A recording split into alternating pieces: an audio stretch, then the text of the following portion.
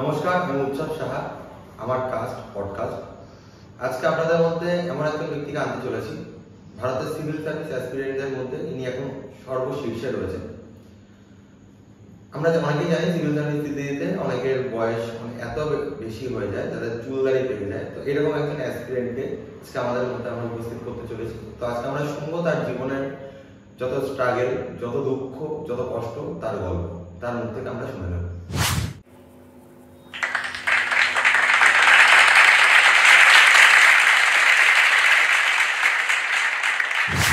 আপনি দর্শকদের বলুন আপনার নাম, আপনি কোথা থেকে এসেছেন দর্শকদের। নমস্কার দর্শকবৃন্দ, আমার নাম হারাধন হারিয়া। আমি এসেছি রেড লাইট এরিয়া থেকে। Red light?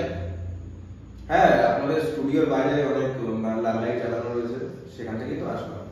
আচ্ছা, তো আপনি একজন পিএসসি ক্যান্ডিডেট। হ্যাঁ। আপনি এর আগে 4বার অ্যাটেম্প দিয়েছেন, এটা আপনার লাস্ট অ্যাটেম্প। হ্যাঁ। তো আপনাকে দেখে মনে হচ্ছে এটা লাস্ট অ্যাটেম্প। আপনার বয়স কত? আমার বয়স 25 বছর। দেখে তো মনে হচ্ছে আপনার বয়স 25। না, আমি আমার বয়সকে আটকে রেখেছি। কিভাবে? এটা এরকম ভাবে কি বয়স আটকানো সম্ভব? হ্যাঁ, কিভাবে? আমি লাস্ট 5 বছর ধরে আমার বার্থডে সেলিব্রেশন করি। তো হারাধন হারিয়া। হ্যাঁ, কি বললেন? একজন ভবিষ্যতে ডিএর সাথে এভাবে কথা বলে? তা কি বলবো আপনাকে? আপনি বলবেন শ্রী শ্রী শ্রীযুক্ত শ্রীকুমার হারাধন হারিয়া। আপনি তো এখনো ডিএম হননি, আপনি এখন অ্যাসপিরেন্ট আছেন। আর আপনার নামটা যদি এত বড় কেন, যে বলতে কষ্ট হচ্ছে? অ্যাকচুয়ালি দেখুন, আমার যে শিক্ষক, মাননীয় শিক্ষক, তিনি আমাকে বলেছেন ডিএম হয়নি তো কি হয়েছে, যত নাম বড় হবে তত নাম ফাটবে। দেখুন, এটাও একটা পয়েন্ট টু বি নোটেড, যে নাম যত বড় হবে নাম তত ফাটবে। আপনি এখন অ্যাসপিরেন্ট, এখন আপনি ডিএম হতে পারেন, সেই জন্য আপনাকে আমি হারাধনই বলবো। ঠিক আছে? ঠিক আছে, আপনি বলে দিন, একবার ডিএমটা হতে দিন, তারপর দেখছি। আপনি ডিএম এ কি করবেন? আপনি আপনার বাড়িতে রেড করবেন। রেড করে কি করবেন? গরম মশলা চুরি করে পালাবেন। তো আজকে আমাদের এই পডকাস্ট লক্ষ লক্ষ অ্যাসপিরেন্ট এবং লক্ষ লক্ষ অ্যাসপিরেন্ট মোটিভেটেড, যারা অ্যাসপিরেন্ট হতে চাইছে, যারা যখন বয়স হবে, যে কলেজ পাস করে অ্যাসপিরেন্ট হবে, এরকম মানুষজন দেখছে, এরকম ভাই বোনেরা দেখছে। তো আমি আপনার কাছ থেকে জানতে চাইবো যে আপনি আপনার দিনের শুরু কিভাবে করেন এবং দিনটা কেমনভাবে কাটান, আপনি বললে ওরা সবাই মোটিভেটেড হবে। দেখুন, আমার শ্রদ্ধেয় যে স্যার আছেন, তিনি অনেক সকালবেলা উঠতে বলেছেন, তার জন্য আমি মোটামুটি 4:30-5টার সময় উঠে যাই। আচ্ছা, সকালবেলা ঘুম থেকে উঠে আপনি কি করেন? দেখুন, ঘুম থেকে ওঠার পর পরিবেশটা শান্ত থাকে। আমি তখন প্রেসার কুকারে ডাল চড়াই। সকালবেলা আমরা পড়াশোনা না করে প্রেশার কুকারে ডাল কেন? আপনাদের যে পড়াশোনার খুব চাই না, সকালবেলা উঠে পড়াশোনা শুরু করো। আপনি একজন অ্যাসপিরেন্ট, তো সেই জন্য বললাম আপনি করুন। হ্যাঁ, তো সকালবেলা আমি এই কারণেই প্রেসার কুকারে ডালটা চড়াই, তার অনেক কারণ আছে। যেমন যেমন দেখুন, আমি যেখানে থাকি সেখানে আমার 4জন রুমমেট আছে যারা বেসিক্যালি। এবার আমি যখনই ডালটা চড়াই, প্রেসার কুকারে কি করে, সিটি দিলে কি হবে, ওদেরও ঘুম ভেঙে যাবে। তাহলে ভাবো, আমি নিজের সাথে যাতে আমার এক্সপিরিয়েন্স। না, আপনি সমাজ সেবা করছেন। হ্যাঁ, একদম। এরপর আপনি কি করেন? এরপর দেখুন, এরপর আমি চলে যাই মর্নিং ওয়াক করতে। মর্নিং ওয়াকে পড়তে বসেন না? আপনার তো দেখছি আবার পড়া খুব তাড়া। আরে মর্নিং ওয়াকে যাবো, আমি একজন অ্যাসপিরেন্ট, আমার শরীরটা তো ঠিক থাকার দরকার। অবশ্যই অবশ্যই, এটা ঠিক কথা। এবার দেখুন, প্রথমে গেলাম মর্নিং ওয়াকে, গেলাম মর্নিং ওয়াক থেকে বাড়ি এসেছি, বাড়ি এসে আমি ঘুমিয়ে পড়ছি। এটা কি হবে? বাড়ি এসে আপনি ঘুমিয়ে কেন পড়েন? আরে আমি তো একজন অ্যাসপিরিয়েন্ট, আমার শরীরটা তো সুস্থ রাখার দরকার। তো পড়াশোনাটা আপনি কখন করেন? ঘুমিয়ে পড়েন, মর্নিং ওয়াকে যান। দেখছি আবার পড়াশোনা খুব তাড়া। আরে এখানে পড়াশোনা নিয়ে কথা হচ্ছে, তো আপনি পড়াশোনার কথাই বলবেন, এটা স্বাভাবিক না? না, বলছি। এবার জিজ্ঞাসা করুন আমি কি করি। কি করেন? তারপরে আপনি কি করেন? ঘুম থেকে কখন ওঠেন? ভাত চড়াই। ভাত ছড়া? ডাল সকালে চড়িয়েছিলাম, মর্নিং ওয়াক থেকে এসে ঘুমিয়ে তারপরে আবার ভাত চড়াই। আপনি ঘুম থেকে ওঠেন কখন? সাড়ে তো তারপরে নিশ্চয়ই আপনি পড়তে বসেন। না, তারপর আমি কোচিং নিই।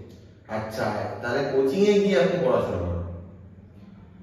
না, অ্যাকচুয়ালি কোচিং এ গিয়ে আমি লাস্ট বেঞ্চে বসে ঘুমাই। আপনি পড়েনটা কখন আর কোচিং এ গিয়ে ঘুমানি বা কেন? দেখুন, আমি কি অ্যাসপিরেন্ট, আমার কাজ কি পরীক্ষা দেওয়া? অবশ্যই পড়াশোনা করাটা আপনার কাজ। সবার আগে স্বাস্থ্য আমার গুরুজি। আপনি আপনার গুরুজির কথাটা বন্ধ করুন। আপনার গুরুজির কথা এখানে কেউ শুনতে চাইছে, আপনি পড়াশোনার কথা বলুন। হ্যাঁ, তো এবার কোচিং থেকে আমি বাড়ি চলে আসলাম। কখন আসেন?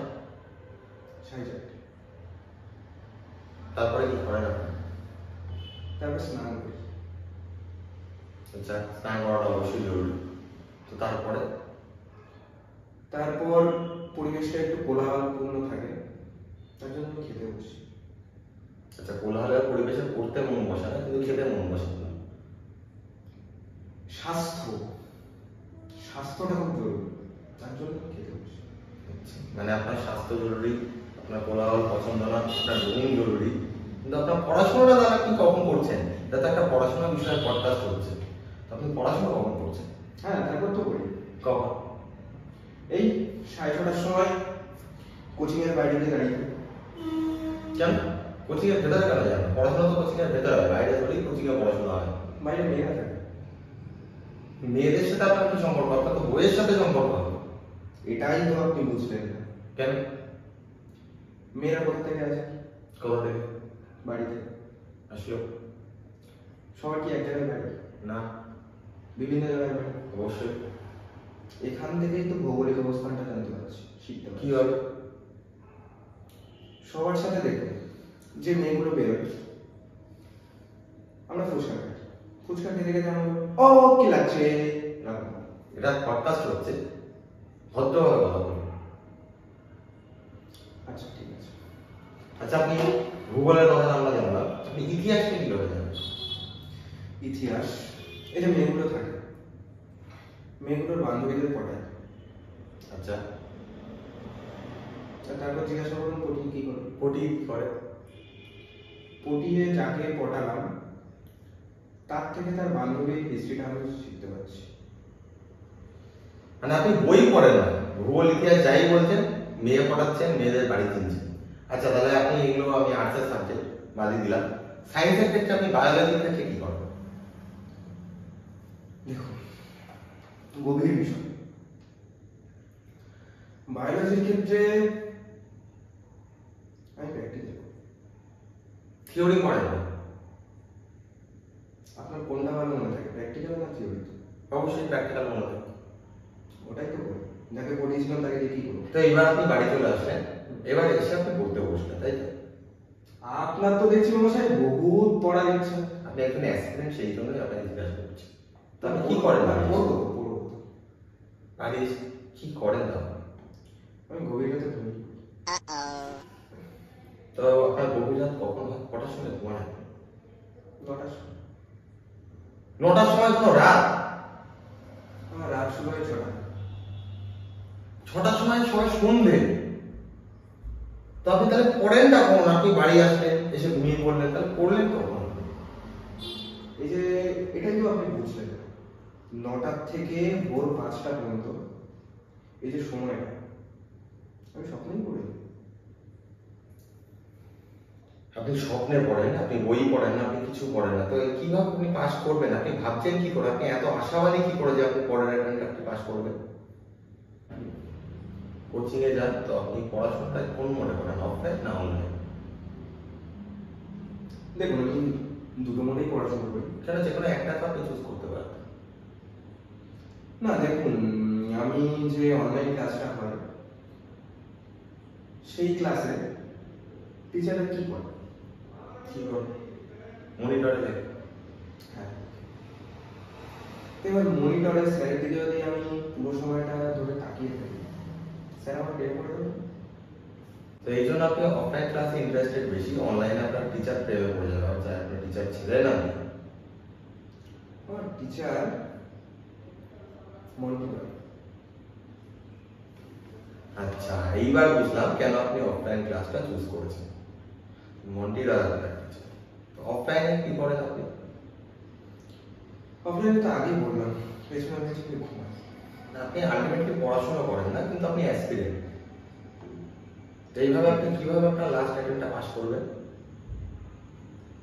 দেখুন, আমার মধ্যে যে ইচ্ছা শক্তি এগুলো আছে, এগুলো দ্বারা আমি পাস করব। আপনি তো পিজিতে থেকে এক ফোঁটা পড়াশোনা করেন না, এদিকে আপনার বাবা এত কষ্ট করে ইনকাম করে আপনাকে পড়াচ্ছে, তাহলে আপনি কেন বাবার পয়সাগুলো এভাবে ধ্বংস করছেন? কেন আপনি বিয়ে হতে চাইছেন? এটাই তো দাদা আপনি বুঝলেন। দেখুন, প্রথমবার যখন বাবাকে বলেছিলাম আমি বিএসসি পরীক্ষা দেবো, ডিএম হবো, প্রথমবার যেগুলো সম্মান পেয়েছিলাম বাড়িতে, এখন আপনি জানেন পঞ্চায়েত প্রধান আমার বাবার সাথে সেলফি তোলে, ছেলে ডিএম হয়ে গেছে। এমনকি কোনে পক্ষ বলেছে বিয়েতে খরচ করতে। আচ্ছা, এই যে বাংলাদেশে যে ঝামেলা চলছে এবং ইন্ডিয়া যে এই বিষয়ে হস্তক্ষেপ করছে, বাংলাদেশের মাঠ দাঙ্গা যে ইন্ডিয়া হস্তক্ষেপ করছে, এই বিষয়টা আপনি কিভাবে দেখছেন? আমি দেখছি, আমি ভালোভাবে দেখছি। কি স্টেপ নিচ্ছেন আপনি এই বিষয়ে? অনেক স্টেপ। যেমন এটা একটা পডকাস্ট, পাটা নামান। না দেখুন, দর্শকদের নমস্কার, আমার শিডিউলে দেরি হয়ে যাচ্ছে। কিসের শিডিউল? এটা আপনার শিডিউল, এই 9টায় পৌঁছানোর শিডিউলটা। নমস্কার, আমি আসছি। তো এরকম আরো পডকাস্ট দেখতে হলে, এরকম আরো অ্যাসপিরেন্টদের পডকাস্ট এবং অন্যান্য সফল মানুষ যারা অসফল হয়েও সফল, এরকম মানুষদের পডকাস্ট দেখতে হলে আমাদের চ্যানেলটা সাবস্ক্রাইব করুন, ভিডিওটা লাইক করুন এবং কমেন্টে জানান আপনারা কি রকম ধরনের ব্যক্তিত্বদের পডকাস্ট দেখতে যাচ্ছি। ধন্যবাদ।